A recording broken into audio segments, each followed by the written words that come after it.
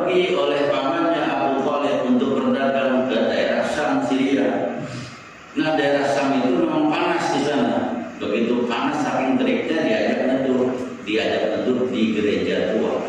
Itu ada pendeta di situ yang memang nggak pernah keluar dalam gerejanya, cuma di saat itu dia keluar. Karena penasaran ada seseorang. Nah, kalau zaman dulu dibilang halimen. Halimen itu manusia suci yang nggak pernah keluar ibadah terus. Nah, itu pendeta, yaitu ahli kitab. Ini tinggal keluar dari tempat, pas ada seseorang yang neduh, dua orang yang neduh, dia tergugah pengen keluar karena diamatin dari jauh nih orang. Maka langsung nih pendeta datengin. Ya Rijal, wahai laki-laki, ini pendeta namanya Bahira. Ya Rijal, wahai laki-laki itu namanya Abu Thalib. Man hadzal walad, siapa ini anak? Kata Abu Thalib, ini anak. Apa kata pendeta ini Bahira? Kalau betul ini kitab yang aku baca, ini bukan anakmu, ini adalah keponakanmu. Karena ayahnya meninggal waktu dia dalam kandungan. Itu sampai begitu pendeta Bahira. Tahu. Apa kata Abu Thalib? Betul, dia anak keponakanku.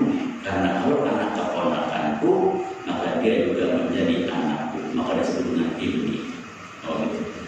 Segera bawa pulang. Kata Bahira. Kenapa? Karena dia adalah nabi akhir zaman yang ditunggu-tunggu.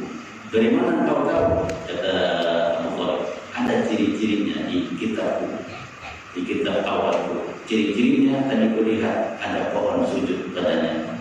Yang pertama, yang kedua kulihat batu pun sujud padanya. Yang ketiga kulihat dia awan selalu mengikuti kemana dia pergi. Itu tanda-tanda Rasulullah. Maka bawa pulang.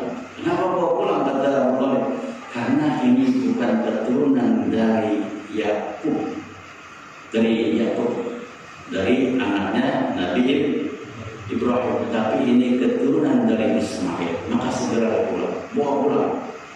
Kenapa sudah pulang? Bagi yang bainahum, karena banyak orang yang asat, orang yang iri, orang yang dengki, karena bukan dari cucu cicitnya Nabi Yakub. Anaknya Yakub Nabi Ismail punya ayah Ibrahim. Ibrahim punya anak Yakub dan siapa nama Nabi Ibrahim namanya? Nabi Ishak. Nah, ya. Ini bukan cucu cicitnya Nabi Ishak, tapi ini cucu cicitnya Nabi Ismail. Ayo pulang. Karena orang Yahudi menanti-nanti Nabi akhir zaman ini berharap bahwa nanti yang lahir dari cucu cicitnya Ishak, ternyata yang lahir dari cucu cicitnya Ismail. Maka pada saat itu nggak jadi itu perniagaan Abu Thalib. Gagal perniagaan Abu Thalib, pulang untuk menyelamatin Nabi kita Muhammad SAW. Maka kalau ada orang bilang bahwa Abu Thalib itu nggak beriman, salah. Abu Thalib pamannya Rasulullah sudah kenal dengan Rasulullah di saat Rasulullah masih kecil, bahwa ponakannya itu adalah seorang nabi. Keponakannya itu adalah seorang nabi akhir zaman. Dan ada lagi kisah yang menarik nih. Ada kisah selanjutnya orang-orang Yahudi. Nah, tadi orang Yahudi sudah mengetahui bahwa Rasulullah itu bukan dari cucu cicitnya Nabi Ishak, tapi dari Nabi Muhammad bin Abdullah bin Abdul Muttalib bin Hasim bin Qusay. Nah, itu dari situ sampai ke Nabi Ismail, bukan dari Nabi Ishak. Nah, sebelum lahir Rasulullah itu di Al-Quran sudah dijelaskan, orang Yahudi dulu sebelum lahir Nabi Muhammad SAW, ketika ingin berperang, ya orang Yahudi pengen berperang nih. Nabi Muhammad belum ada, tapi mereka ada bertawasul mohon kepada Allah. Tawasul dengan Nabi akhir zaman. Jadi minta nih kepada Allah nih orang Yahudi. Jadi orang Yahudi waktu itu pengen perang dengan banyak patokan. Kan orang Arab itu ada grup-grupnya, kabilah-kabilahnya. Yang paling kuat itu banyak patokan. Nah Yahudi bentar lawan dia nih. Maka saking gentarnya, takut karena saking terkenalnya patokan kalau perang nggak pernah kalah. Yahudi doanya, ya Allah berkat Nabi yang akhir, berkat Nabi yang terakhir menang melawan Bani Khatafan. Dia tuh Yahudi, ngomong seperti itu. Jadi mau perang orang Yahudi melawan Bani Khatafan, ya Allah kami bertawasul kepada Engkau, kalaulah memang betul hebat kedudukan Nabi terakhir itu nanti, tolong menangkan kami, maka Allah beri tolong untuk orang Yahudi menang. Nah itu umat Nabi Muhammad. Kalau tawasul kepada Allah melalui salawat dan Nabi Muhammad. Kalau kita meminta sama Allah, ya tawasul kepada Allah dengan salawat, membaca salawat kepada Nabi Muhammad, mustahil dari tolong Allah. Kenapa? Kita umatnya. Nabi Muhammad adalah Nabi. Maka kalau kita sempit, hidup kita payah, banyak urusan, penyakit segala macam, minta pada Allah dengan tawasul kepada Allah, membaca salawat, pasti diberesin. Yahudi aja diberesin, dikasih menang Allah Ta'ala. Maka begitu menang, ya Rasulullah hadir, Rasulullah lahir, turun ayat Quran tentang cerita kemenangan orang Yahudi ini. Apa ayatnya? Wa kanu min qablu yastafihuna 'alal ladzina kafaru. Sebelum Nabi Muhammad lahir, setiap kalian mau perang, mereka minta selalu kepada Allah. Berkat Nabi akhir, tolong kabulkan doa kami. Itu yang. Tapi begitu Rasulullah ada, falamma ja'ahum ma'arafu. Tapi anehnya nih, ketika yang mereka sebut-sebut, Nabi akhir zaman disebut-sebut itu datang. Begitu yang datang, yang mereka kenal itu datang, dia tahu yang datang siapa. Falamma ja'ahum ma'arafu kafaru bih. Mereka ingkar, mereka tak percaya. Kenapa mereka mengingkarinya? Setelah Rasulullah datang, sebelum datang mereka percaya, setelah datang mereka tidak percaya. Kenapa? Yaitu hasad hati, dengki, jadi mereka katakan kenapa dari cucu cicit keturunan Ismail, Muhammad bin Abdullah bin Abdul Muttalib bin Hasim bin Manaf bin Qusay keturunan Ismail. Hanya karena mereka jauh, ini Ismail, ini Ishak.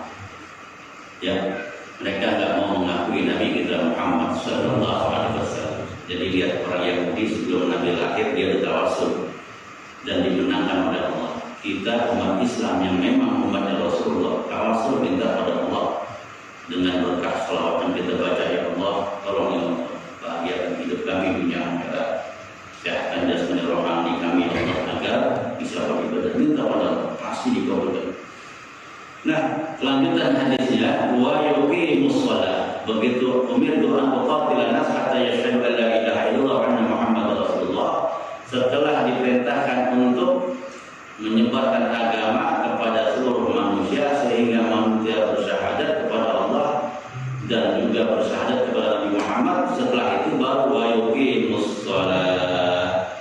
Nah, kenapa setelah bersaksi kepada Allah dan Nabi baru melaksanakan, mendirikan, menegakkan sholat? Jadi karena sholat itu ada gerakannya, ada ucapannya, itu dicontohkan oleh Nabi kita Muhammad SAW. Shallu kama ra'aitumuni usolli, sholatlah kalian sebagaimana kalian melihat aku sholat. Maka nggak pernah kita lihat Rasulullah sholat karena memang kita nggak hidup di zaman Nabi Muhammad. Jadi bagaimana cara Rasulullah mengangkat tangan saat takbiratul ihram, bagaimana membaca Al-Fatihah. Maka dikatakan oleh Anas bin Malik di dalam hadis, ya, aku mendengar Nabi membaca Al-Fatihah matnya 3 kali. Maksudnya mat itu panjang. Apa yang panjang 3 kali? Yaitu Bismillahirrahmanirrahim. Itu panjang 3 kali. Maknanya baca Bismillahnya jahar Rasulullah. Itu hadisnya Anas bin Malik. Maka kita yang baca Bismillah jahar, hadisnya dari Anas bin Malik, ngikutin daripada fikih Ahlussunnah wal Jamaah melalui jalur Imam Syafi'i. Sama seperti sujud. Begitu sujud apa dulu yang jatuh? Apakah dengkul dulu, apakah tangan dulu? Maka hadis dari Wasil sahabat Rasulullah, kita dianjurkan untuk jatuh dengkul dulu. Tapi kalau hadis dari Ibnu Mas'ud, kita dianjurkan jatuhnya tangan dulu. Kenapa bisa berbeda? Karena periwayatnya beda. Wasil, ya, meriwayatkan hadis ini itu di saat-saat awal-awal Rasulullah sholat. Tapi kalau Abdullah bin Mas'ud, dia memang masuk Islam di saat 3 tahun sebelum Rasulullah wafat. Berarti Rasulullah umurnya 60 tahun. Maka di saat umur 60 tahun kita semua pada lemas dengkulnya. Maka yang jatuh apa dulu? Tangan dulu.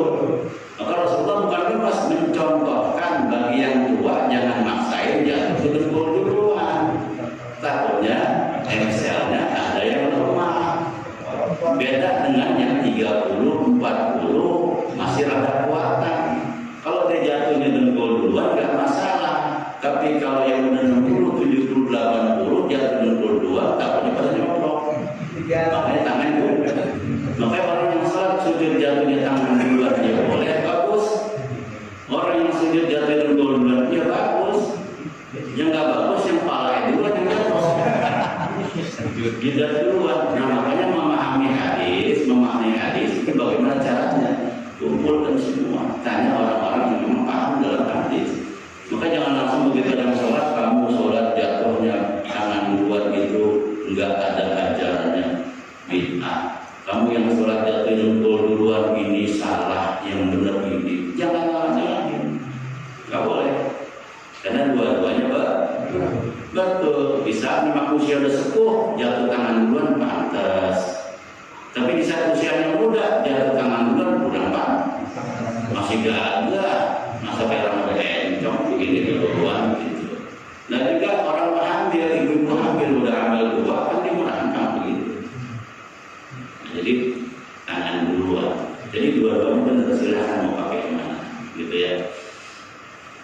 Nah enaknya begini pengetahuan, kalau kita paham A, paham B, paham C, kita melihat orang pakai yang C benar, orang pakai yang B benar, orang pakai yang A benar semuanya. Tinggal kita mau berinteraksi yang mana. Yang nggak benar itu nyalahin, yang A disalahin, B disalahin, C disalahin. Nah akhirnya